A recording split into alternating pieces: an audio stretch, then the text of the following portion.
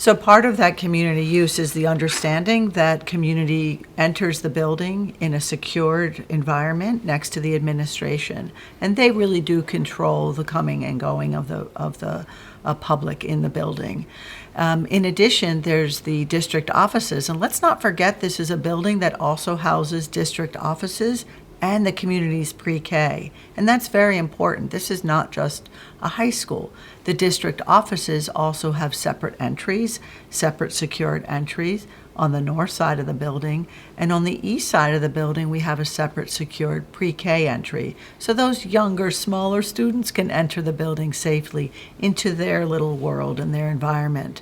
And it is important to say that those students have their own play area right-sized for them, and that's right off of their little neighborhood, their little smaller community on the east side of the building. Right. When you put those all together, you have a campus that serves a much broader age range and a much broader engagement with the community.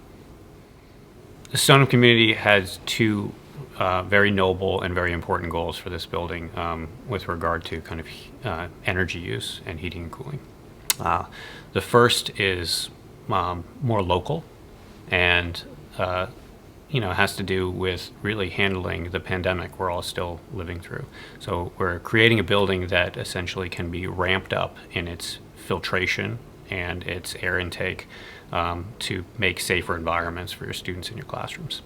The second goal is to create a building that is incredibly energy efficient, near zero net energy. And that takes a different type of mechanical system, really. So the building is designed for both of those goals. One that is kind of local for the immediate needs in this pandemic, and the second is to really build for the health of the planet and for this world that these students are going to inherit.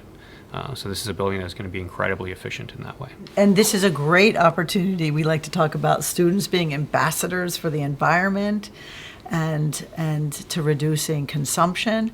And this building can serve as a teaching tool for that. And we'll provide opportunities on those flat screens, not just for art, but to maybe showcase how they are saving energy, what the impacts of the building are on the environment. That's a great way for students to get involved because this generation cares. This generation wants the world environment to be better for the future. So this is an opportunity to showcase that in the building. High schools are where civic minds are born. High schools are where students become stewards of their community. And one way for them to learn how to do that is to understand how much energy they're using and how their actions affect the environment. So the most direct way is for them to do that in their schools.